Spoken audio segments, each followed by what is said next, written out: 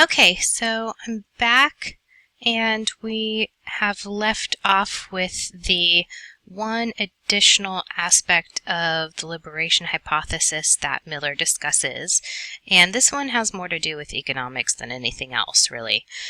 She cites work by Baskin and colleagues who argue that women's offending will increase not due to liberation per se, but because of other social factors at play within particular areas, within their particular communities.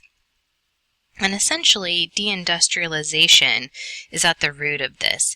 Deindustrialization refers mostly to the fact that a significant number of manufacturing jobs have been lost in the last 50 years due to for one, increased technology that has replaced human labor, and two, to the outsourcing of factory work and manufacturing jobs to either rural areas in America, but especially to other countries where labor is cheaper and where it's generally more cost effective to do business because of lack governmental oversight.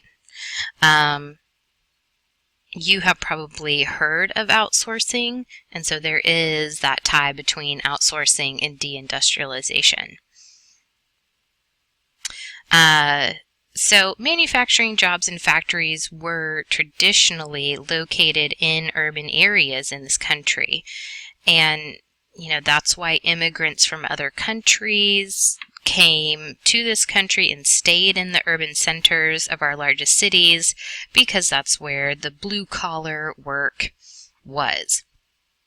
It's also one reason why people from rural areas migrated to the urban centers around the early 1900s, and it's why a lot of Black or African American people from the South moved to urban areas in the Great Migrations. That's what they're called, if you haven't heard of that before, in the post-Civil War eras. So when those jobs left, there's a gap, right? Poverty increased, and that meant people were looking for new work, and if they couldn't really get out of the urban centers where they lived because they couldn't afford to, or they were competing for jobs that they just couldn't get, they're looking for ways to survive, and the drug market was one way to do that. So those three factors, deindustrialization, economic marginalization, and growth in drug markets, intersected in such a way as to provide new criminal opportunities for women and or to damage their bond to society, by leaving them jobless and thus having nothing to lose, so to speak, by committing crime. They didn't have a job to have social control over them, could even have impacted their commitment to conventional lines of action, their belief in conventional morality. Now, if all this seems to you like it would be just as impactful on men as women, then you're thinking correctly.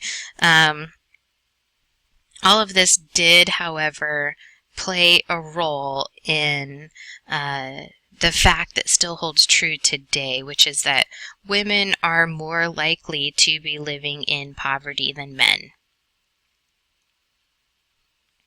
Part of that has to do with,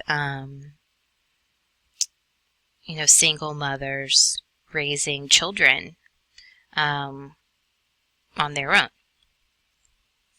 Something else that is relevant here is mostly anecdotal, which means I can't point to a specific study on it.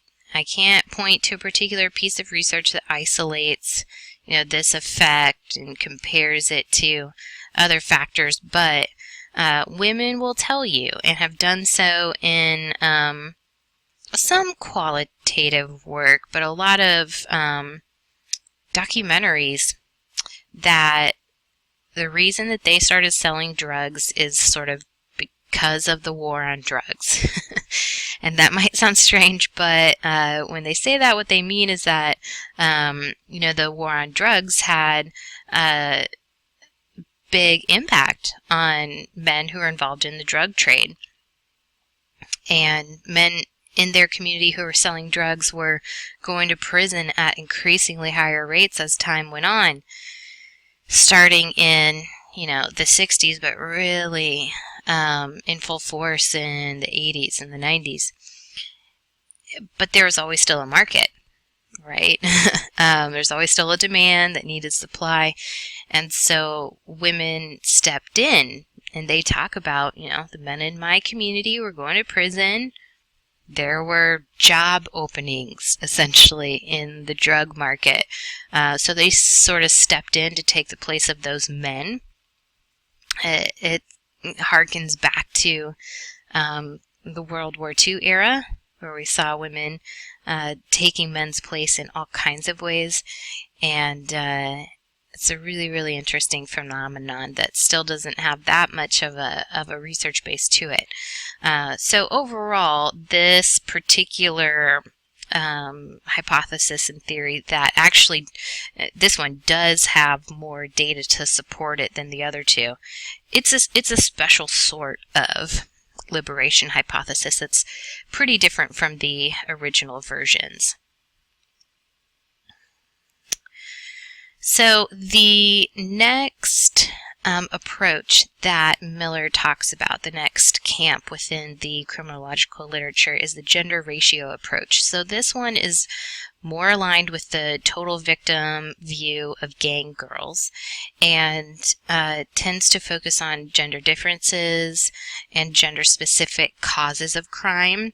It's much more aligned with feminist pathways theory, which also argues that gender convergence is overstated for the same reasons that we've been talking about, that the data from self-reported victimization and offending don't match up with increases in the arrest data. So there's multiple things that are going on there, and it's not purely that women are getting more criminal. This approach and scholars within it are going to argue that the gender gap isn't just a product of lack of opportunity, lack of access to men's world. It takes it that step farther, as radical feminism does, and attributes it to oppression of women by men and to the patriarchal social structure. So in that sense, they're going to be viewing women's violence, which is rare relative to men's, more so as resistance to victimization, right? Which is in line with the feminist pathways perspective, that they're fighting back in sort of revenge or frustration to victimization that they've experienced by that person, or they are engaging in self-defense. And they're going to be seeing men's violence as not so much about self-defense, not so much about resisting any kind of oppression, but especially gender oppression, that it is instrumental, right? It is used to gain control. It's used to get their way. It's used to accomplish masculinity. So basically, Miller criticizes both of these approaches. The question of generalizability approach can't completely account for the gender gap, whereas the liberation hypothesis didn't prove to be true.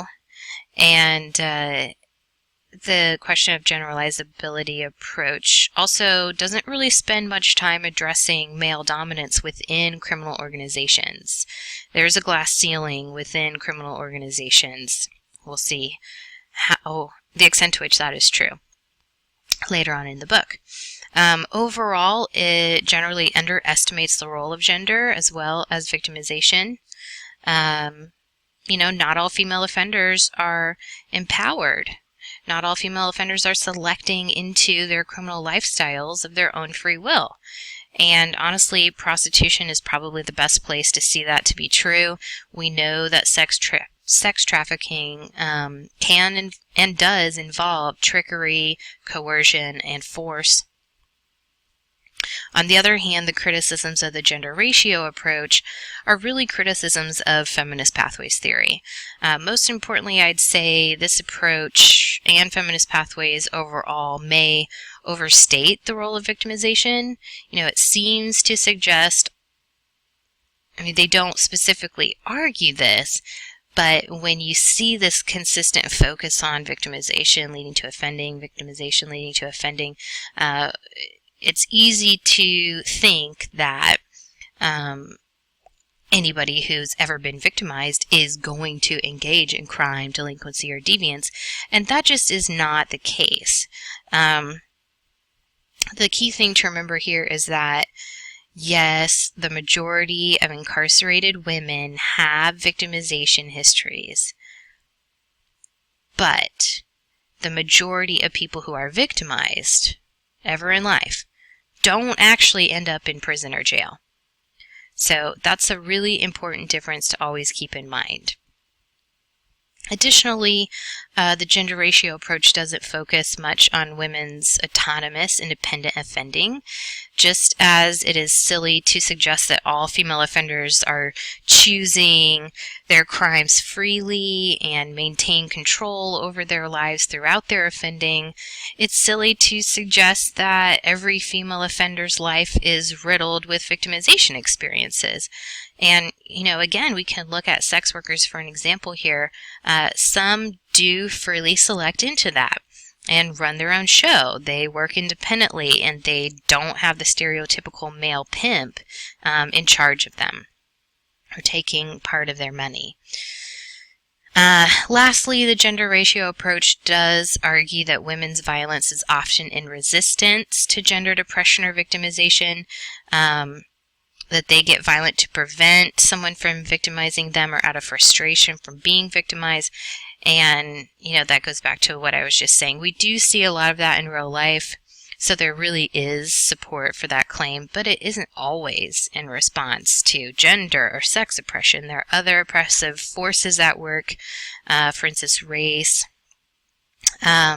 And sometimes their violence and other kinds of offending that they engage in actually oppresses other women and reproduces female subordination. So, in other words, women participate in sex and gender oppression too. It's not all coming from individual males, as radical feminism, has the reputation for arguing. What are some examples of women engaging in oppression of other women? You can go back to sex work. There are women who are madams, women who run brothels, women who are used to recruit other younger women and girls into sex trafficking rings.